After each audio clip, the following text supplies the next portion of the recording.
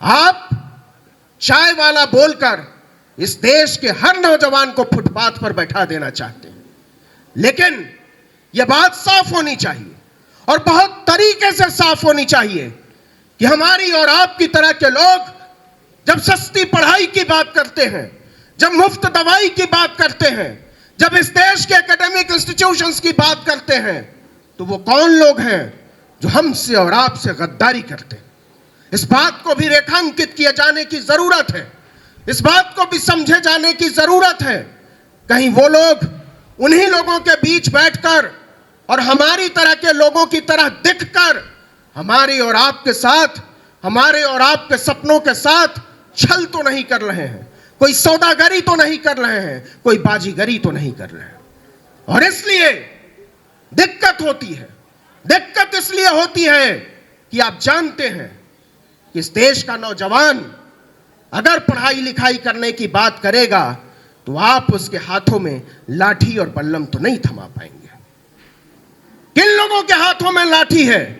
किन लोगों ने इस देश के खास धर्म के लोगों के खिलाफ एक युद्ध छेड़ रखा है? जरा गौर कीजिए, उनमें से ज्यादातर लोगों की जातियां क्या हैं? कहीं वो दलित तो नहीं है, कहीं वो पिछड़े तो नहीं है, कहीं वो आदिवासी तो नहीं है। और वो क्यों है? क्योंकि आपने बता दिया है कि 5 किलो अनाज चाहिए तो तुमको इस देश के मुसलमानों के खिलाफ झंडा उठाना पड़ेगा, तुमको बाबरी मस्जिद की बात करनी पड़ेगी, तुमको ज्ञानवापी की बात करनी पड़ेगी, तुमको अयोध्या की बात करनी पड़ेगी। वो कौन लोग हैं जो 5 किलो अनाज पर इस देश के दलितों, पिछड़ों, आदिवासियों के हाथ में लाठी और बल्लम थमा रहे हैं? इस बात की पहचान होनी चाहिए और पुरजोर तरीके से यह बात कही जानी चाहिए कि हम इस देश में किसी तरह का धर्म युद्ध नहीं छेड़ने वाले हैं। इस देश की जमहूरियत, इस देश का लोकतंत्र, इस पर मुझे पक्का यकीन है, मुझे पक्का यकीन है। इस देश की लोकतांत्रिक व्यवस्था पर, इस मुल्क के संविधान पर मैं ये मानने को राजी नहीं हूं और मेरी तरह का कोई भी आदमी यह मानने को राजी नहीं होगा कि इस देश के लोग इस देश की 25 करोड़ आबादी के खिलाफ युद्ध लड़ना चाहते हैं, उनको मिटा देना चाहते हैं, उनके धर्म स्थलों को नेस्तनाबूद कर देना चाहते हैं। लेकिन हमको ऐसा पढ़ाया जा रहा है, हमको ऐसा बनाया जा रहा है।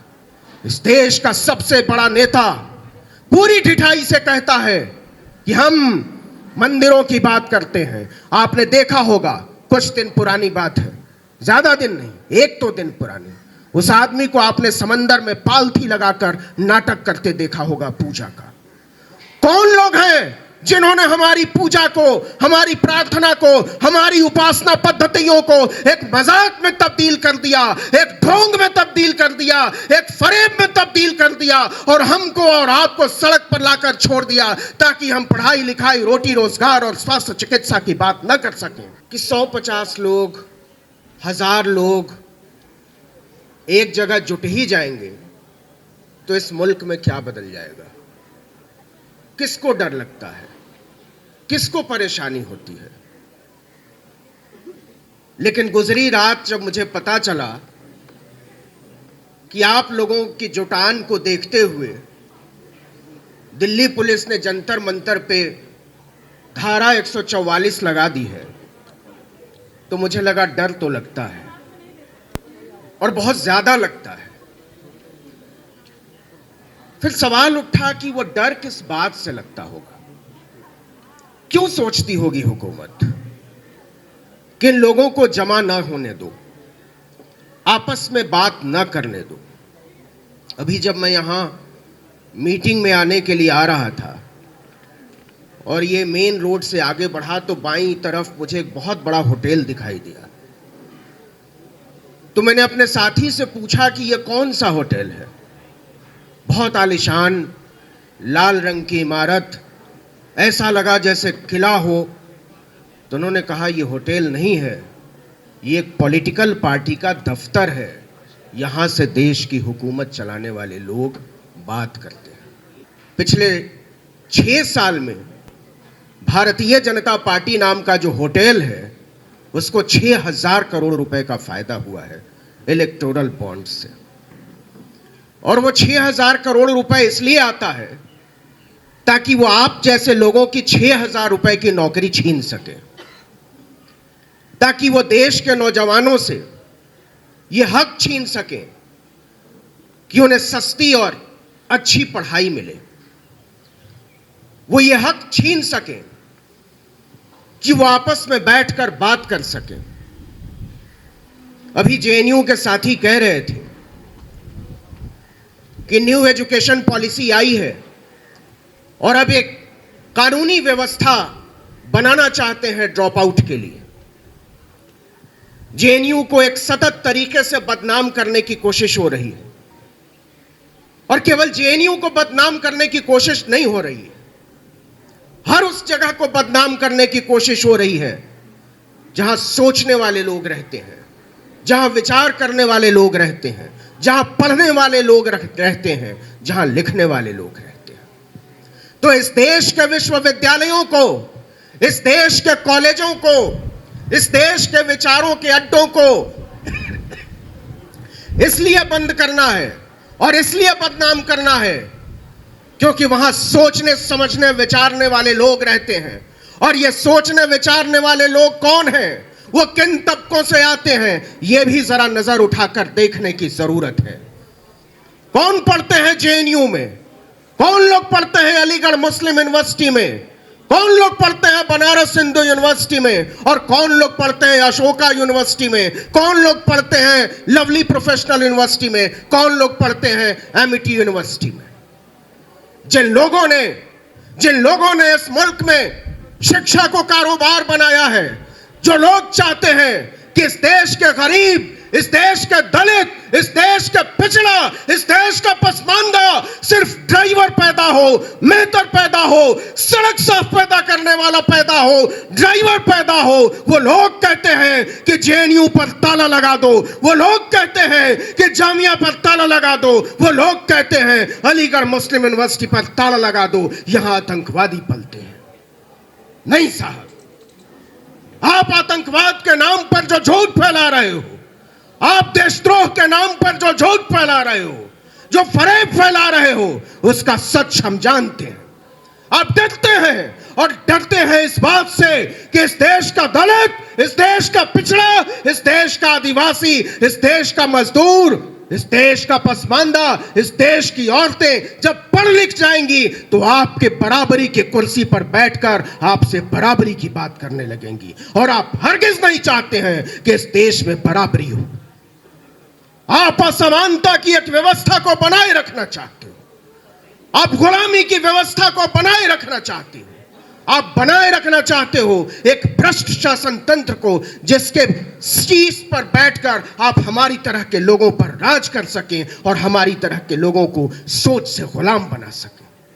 विश्वविद्यालयों पर ताला इसलिए नहीं लगाना है कि वहां देशद्रोही रहने लगे हैं। विश्वविद्यालयों पर ताला इसलिए भी नहीं लगाना है कि हमारे पढ़ लिख जाने से उनको व्यवस्था में, उनकी सोच समझ में कोई ऐसी उथल पुथल हो जाएगी जिससे उनको दिक्कत हो जाएगी। वो इसलिए विश्वविद्यालयों पर ताला लगाना चाहते हैं कि हम एक गुलामी की व्यवस्था से बाहर निकल आएंगे। और आप चाहते हो कि आपकी ये व्यवस्था बनी रहे। और उनकी व्यवस्था क्या है, सोचा है आपने, देखा है आपने, समझा है आपने?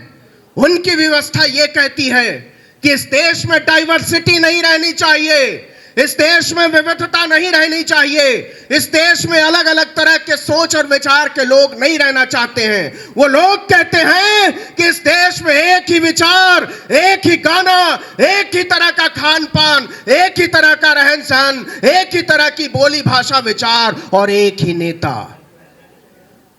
इसलिए आपको विश्वविद्यालयों से डर लगता है, इसलिए आपको छात्रों से डर लगता है, इसलिए आपको नौजवानों से डर लगता है। और जहां तक बात है डर की, तो इसको भी समझे जाने की जरूरत है कि आप क्यों डरते हैं। आप इसलिए डरते हैं कि हमारी तरह के लोग, आपकी तरह के लोग, इस सड़क के बाहर बैठे हुए, फुटपाथ पर जो लोग बैठे हैं, उनकी तरह के लोग पढ़ाई लिखाई करने की मांग न शुरू कर दें। आप जिस दिन कह देंगे कि नहीं नहीं सस्ती शिक्षा नहीं होनी चाहिए, आप जिस दिन कहते हैं कि नहीं नहीं मुफ्त दवाई नहीं होनी चाहिए, मुफ्त पढ़ाई नहीं होनी चाहिए, हमको गैर बराबरी से कोई दिक्कत नहीं है, उनको ना जेएनयू से दिक्कत है, ना जामिया से दिक्कत है, ना एमयू से दिक्कत है, ना बीएचयू से दिक्कत है।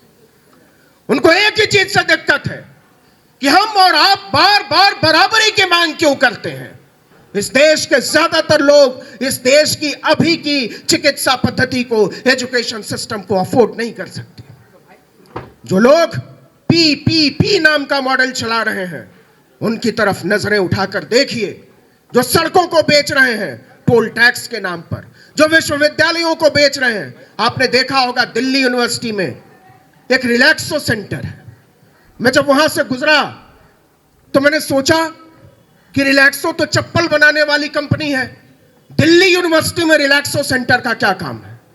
वो रिलैक्सो सेंटर इसलिए बताते हैं और बनाते हैं ताकि वो चप्पल पहनकर यूनिवर्सिटी में आने वाले लोगों को नीचा दिखा सके, वो बता सके कि तुम्हारा काम विश्वविद्यालयों में पढ़ना नहीं है। आप देख लीजिएगा आने वाले दिनों में इस देश के अध्यापकों के लिए क्या होने वाला है।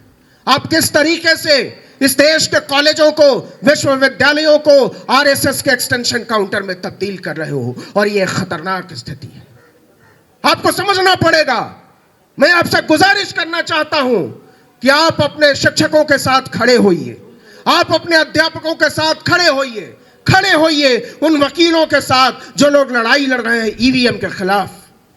ये सारी लड़ाइयां एक दूसरे से मिली जुली हैं, ये सारी लड़ाइयां एक दूसरे से जुड़ी हुई हैं, और ये सारी लड़ाइयां एक दूसरे से जुड़ी हुई हैं। इसलिए जरूरी है कि हर तबके के लोग एक साथ आए, वकील साथ आए, अध्यापक साथ आए, छात्र साथ आए, मजदूर साथ आए, नौजवान साथ आए, किसान साथ आए, महिलाएं साथ आए, और तब जाकर इस मुल्क में बदलाव की एक मुकम्मल लड़ाई लड़ी जा सकती है। और आखिर में मैं केवल इतना कहना चाहता हूं कि कोई तो सूद चुकाए, कोई तो सूद चुकाए, कोई तो जिम्मा ले उस इनकलाब का जो आज तक उधार सा है। गुजरी हुई रात मैं जिस प्लेटफॉर्म को चलाता हूं, आर्टिकल 19 इंडिया, उसके फेसबुक पेज को बंद कर दिया गया, बंद कर दिया गया। तो क्या लगता है जो लोग फेसबुक चलाते हैं और जिनके कहने पर हमारी तरह के लोगों को बैन किया जा रहा है, आपके बैन कर देने से हम बोलना बंद कर देंगे, आपके बैन कर देने से हम चीखना बंद कर देंगे, आपके बैन कर देने से हम आवाज उठाना बंद कर देंगे। आप गलत सोचते हैं। अगर आप हमें टीवी पर नहीं बोलने दोगे, हम फेसबुक पर बोलते थे। आप हमें फेसबुक पर नहीं बोलने दोगे, हम यूट्यूब पर बोलेंगे। आप हमें यूट्यूब पर नहीं बोलने दोगे, हम सड़कों पर बोलेंगे। आप हमारी जीभ काट लो, हम तब भी चीखेंगे। आपको हमारी आवाज सुननी पड़ेगी, और तब तक सुननी पड़ेगी जब तक आप अपनी व्यवस्था को बदलने पर मजबूर नहीं हो जाती। इनकलाब जिंदाबाद, लोकतंत्र जिंदाबाद।